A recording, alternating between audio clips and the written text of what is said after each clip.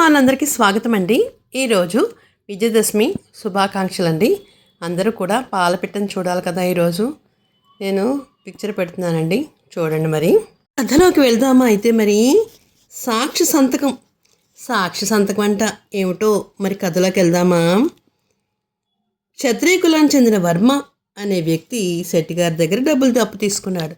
వర్మ అంటే వాళ్ళు క్షత్రియులు అంటే రాజుల పేర్లో వచ్చేది ఎప్పుడు వర్మ అని వస్తుంది. అదే బ్రాహ్మణ పేర్లో అయితే శర్మ అని వస్తుంది. అలాగా వర్మగారు ఏం చేశారంటే ఒక శెట్టి గారి దగ్గర అప్పు తీసుకున్నారు.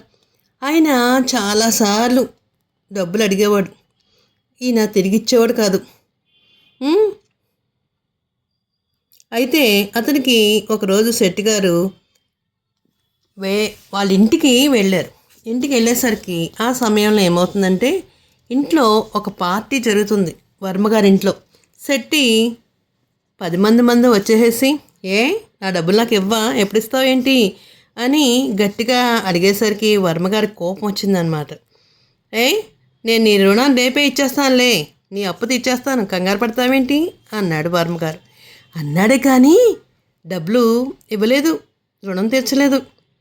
పైగా ఎలాగైనా ఏంటి నా మీద నువ్వేమో ఇంత మా ఇంట్లో పార్టీ జరుగుతుంటే వచ్చి నువ్వు నన్ను అప్పు చెల్లించమని అడుగుతావా, నీ పని చెప్తానుండు అని అనుకుని ఎలాగైనా సరే అతని ఏదో విధంగా బాధ పెట్టాలని చూశాడు. అందుకే ఒకరోజు శెట్టి వెళ్తున్న దారిలోని కాపు కాశాడు. వర్మ ఏం చేద్దాం, ఇతను ఏదో చేయాలి అని అనుకున్నాడు అన్నమాట. అని దగ్గరికి వచ్చాడు. నన్ను అవమానించి ఎవ్వరూ బ్రతికొండలేరు అంటూ వర్మ ఒక చేత్తో కత్తి తీశాడు. శెట్టికి ఏం చేయాలో అర్థం కాలేదు. కొన్ని క్షణాలు అలాగాడు. ఎలాగరానైనా ఏమిటి, నన్ను చంపేస్తాడా ఏమిటి, ఈ ఈ గండం నుంచి ఎలా బయటపడాలి అని ఆలోచిస్తున్నాడు. నువ్వు ఇలాంటి సాహసం చేస్తావని నేను ఊహించాను అంటున్నాడు శెట్టి. అందుకే నా భార్య దగ్గర ఒక ఉత్తరం రాసించొచ్చాను. రాత్రిలోపు నేను ఇంటికి తిరిగి వెళ్ళకపోతే నా భార్య ఆ ఉత్తరాన్ని రాజుగారికి ఇస్తుంది. నేను కనపడపోవడానికి కారణం నువ్వే అని రాజుగారికి తెలుస్తుంది అని గట్టిగా చెప్పాడు శెట్టి. అయితే వర్మ తన కత్తిని దించేశాడు. శెట్టి అబద్ధం ఆడుతున్నాడని అనుకున్నా కానీ ఏం చేయలేడు. ఇంకా అలాంటి ఆలోచనలో పడిపోయాడు. ఈ దేశం రాజు చాలా కఠినుడు. అలాంటి వాక్యాలు వస్తే దోషులను ఆయన క్షమించాడు, వెంటనే ఉరితీసి పడేస్తాడు. ఇంకా వర్మకి ఏం చేయాలో అర్థం కాలే. సర్లే, పనికి మాలిన నిన్ను వదిలేస్తున్నాను, కానీ నీకు గుణపాఠం చేర్పిస్తాను, నీ ముక్కు కోసి పంపించేస్తాను అన్నాడు వర్మ. ఏమిటి, నా ముక్కు కోసి పంపించేస్తావా, నన్ను ఇలా వదిలేస్తావా అని శెట్టి మళ్ళీ కంగారు పడ్డాడు. వర్మ చాలా సంబరపడి, అయితే ఓ పని చేద్దామన్నాడు శెట్టి గారు.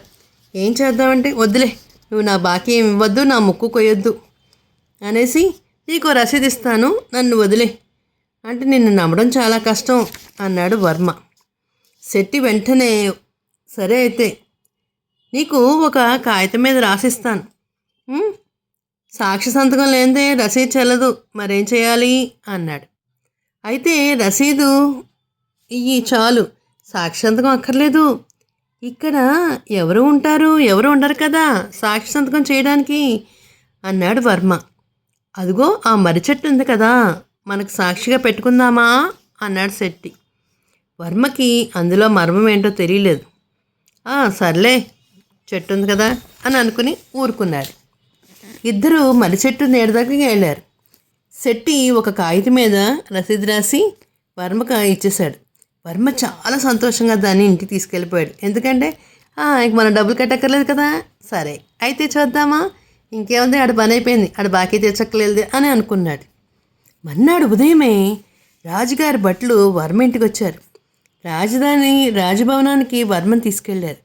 ఆ శెట్టి గారి దగ్గర, నువ్వు రుణం తప్పు తీసుకున్నావు కదా అన్నాడు రాజు. వర్మ దానికి, అవును బాబు, అవునండి రాజుగారు అన్నాడు. మరి ఆ అప్పు నువ్వు ఎందుకు తీర్చలేదు అని అడిగారు రాజుగారు.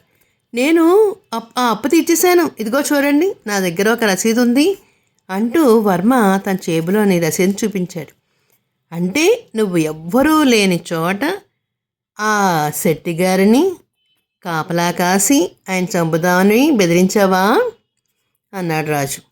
వర్మ కంగారుగా, లేదు మహారాజా, నేను అక్కడ అతన్ని మామూలుగానే కలుసుకున్నాను అంతే అన్నాడు. అయినా ఆ రసీదు చెల్లదు, దీంట్లో సాక్షి సంతకమే ఉంది, కానీ శెట్టిగారి సంతకం లేదు, కాబట్టి నువ్వు మళ్ళీ బాకీ తీర్చవలసిందే అన్నాడు రాజు. రాజు చేతిలోంచి రసీదు అందుకుని చూశాడు వర్మ. ఇందులో మర్రి చెట్టు అని శెట్టి సంతకం చేశాడే కానీ తన సంతకం చేయలేదే. తెలివైన శెట్టి ముందు తన కుతంత్రాలు చల్లవని వర్మ బుద్ధి తెచ్చుకున్నాడు. వెంటనే ఒక 4-5 రోజుల్లో ఏం చేశారంటే శెట్టి గారికి ఇవ్వాల్సిన రుణానంతా అప్పంతా తీర్చేశాడు. ఎందుకంటే రాజు చాలా కోపిష్టవాడు. ఇలాంటి తప్పులు ఏమైనా చేస్తే ఊరుకోడు, వెంటనే వాళ్ళకి శిక్షణ పడిపోయేలా చేస్తాడు, ఊరి తీసేస్తారు కూడాను. అందుకే భయమేసింది వర్మకి. మరి మరొక్క చిన్న కథ చెప్పుకుందామా అయితే? మరి మరొక్క కథ పేరు బ్రాహ్మడు అరిసెలు. అనగనగా ఒక ఊళ్ళో సుశర్మ అనే ఒక బ్రాహ్మణుడు ఉన్నాడు. వాడు చాలా పేదవాడు. రోజులు గడవడమే చాలా కష్టంగా ఉంది. ఎవరైనా పెట్టింది ఇంత తిని ఎలాగో రోజులు గడిపోస్తున్నాడు. ఒకరోజు జమీందారు గారింట్లో పెళ్లి జరుగుతుంది. రకరకాల పిండి వంటలు వండారు. అతిథులందరూ వచ్చి తిని వెళ్తున్నారు. కానీ వీధి గుమ్మంలో నిలబడిన సుశర్మ మాత్రము ఏమీ పెట్టలేదు అతనికి ఒకరోజు అరిసెలు తినాలని కోరిక కలిగింది. కానీ అవి ఎలా ఉంటాయో కూడా తెలియదు. తన కోరిక మిత్రుడితో చెప్పి బాధపడ్డాడు సుశర్మ. మన రాజుగారు చాలా దయగలవారు కదా, రాజుగారిని విన్నవించుకుంటూ తప్పకుండా నీ కోరిక తీరుస్తాను అని సలహా చెప్పాడు ఆ మిత్రుడు. ఆ మర్నాడే రాజుగారు కోటకు వెళ్ళి గుమ్మం దగ్గర ముందున్న గంట వాయించాడు సుశర్మ. రాజుభటులు వచ్చి అతను చెప్పింది విని రాజుగారికి సుశర్మ కోరికను చెప్పారు.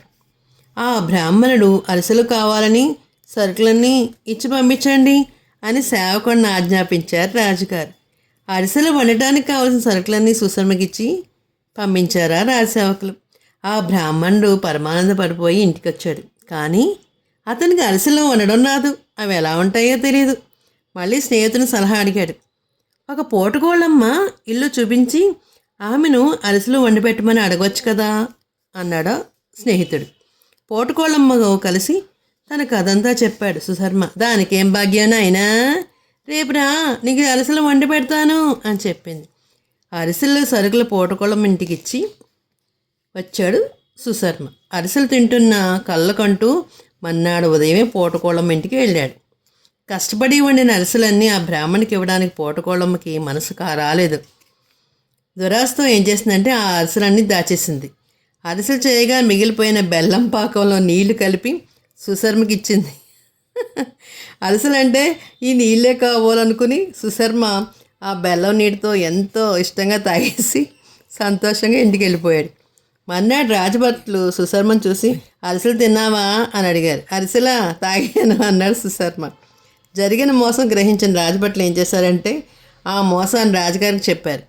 రాజుగారు కోపంతో పోటుకోళ్ళమ్మకి శిక్ష విధించి ఆమె చేతే సుశర్మ అరిసెలు మళ్ళీ వండి పెట్టించారు.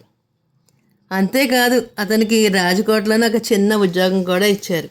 అరిసెలు తినాలనే కోరిక తీరడమే కాకుండా రాజ్యసభలో రాజుగారి దగ్గరగా చిన్న ఉద్యోగం రావడం కూడా సుశర్మకి ఎంతో ఆనందం కలిగింది. ఎంతో సంతోషపడ్డాడు సుశర్మ. చక్కగా రాజకులంలో ఉద్యోగం దొరికింది. అతని జీవితాన్ని చక్కగా బాగు చేసుకున్నాడు. చక్కగా మంచి జీవితాన్ని అనుభవించాడు. ఒక్క కథ చెప్పుకుందామా అయితేని? అష్టరుచులు. సోనగిరి జమీందారు గారి కూతురు పెళ్ళి నిశ్చయమైంది. అయితే తీరా పెళ్లి రోజు వచ్చేసరికి దివాణంలో వంటవాడికి ఆరోగ్యం బాగోలేదు, మంచం పట్టేశాడు. కాబోయే వియంకుడు చిన్నవాడు, కాకపోతే సాక్షాత్తు రత్నాపురం సంస్థానాధీక్షుడు. పెళ్లి ఏర్పాట్లో ఎక్కడా ఎటువంటి లోపం జరగడానికి వీలేదని ఆయన ముందే చెప్పి ప్రత్యేకించి భోజనం ఏర్పాటు బాగా చేయండి అని చెప్పారు. పైపెచ్చి అతనికి భోజనం అంటే చాలా ఇష్టం అన్నమాట. భోజన ప్రియుడైన అనుకున్నదే తడవగా మంచి వంటవాడు దొరుకుతాడు అంటే మాటలు కాదు. పూర్వం అప్పట్లో ఒక వంటవాడే ఉండేవాడు, 10 మంది 15 మంది ఉండేవారు కాదు. దిగులు పెట్టుకుంది జమీందారు గారి.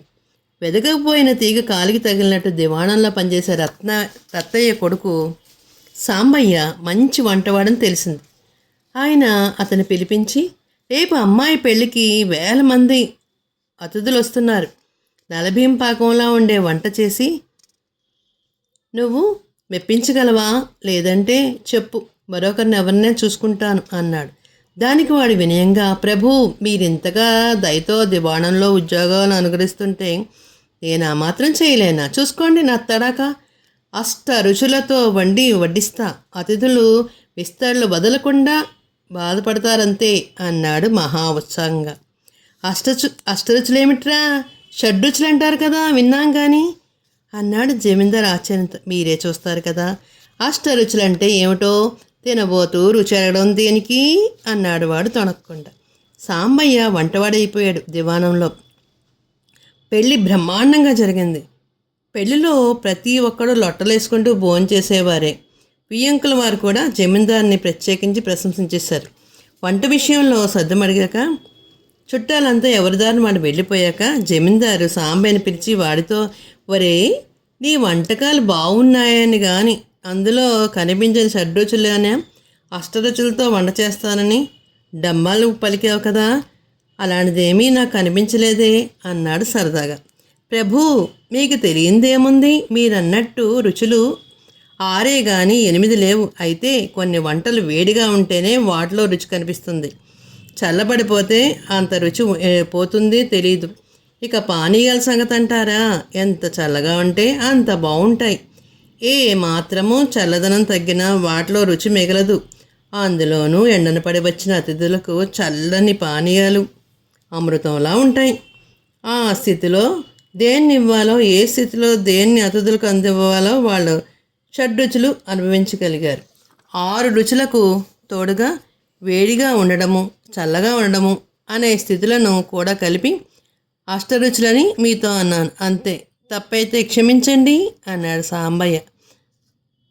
వంటల్లో నేర్పరితనము, మాటల్లో చమత్కారం ఉన్న సాంబయ్యను జమీందారు గారు తగు విధంగా సత్కరించి తన దివాణంలోనే వంటవాడిగా చాలా కాలం ఉంచేసుకున్నారన్నమాట.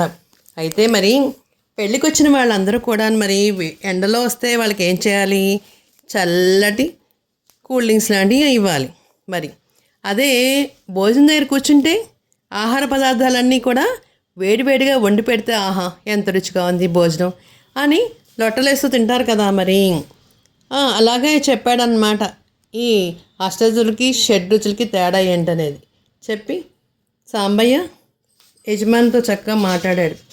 ఈ యజమాని సాంబయ్య యొక్క గొప్పతనాన్ని చూసి అతని దివాణంలోనే వంటవాడిగా ఎప్పటికీ అలా ఉంచేసుకున్నారనమాట. అయితే మరి తెలుగువారి దీపకాంతికి లైక్ చేసి, షేర్ చేసి, సబ్స్క్రైబ్ చేసి కామెంట్ రూపంలో పెట్టండి మరి.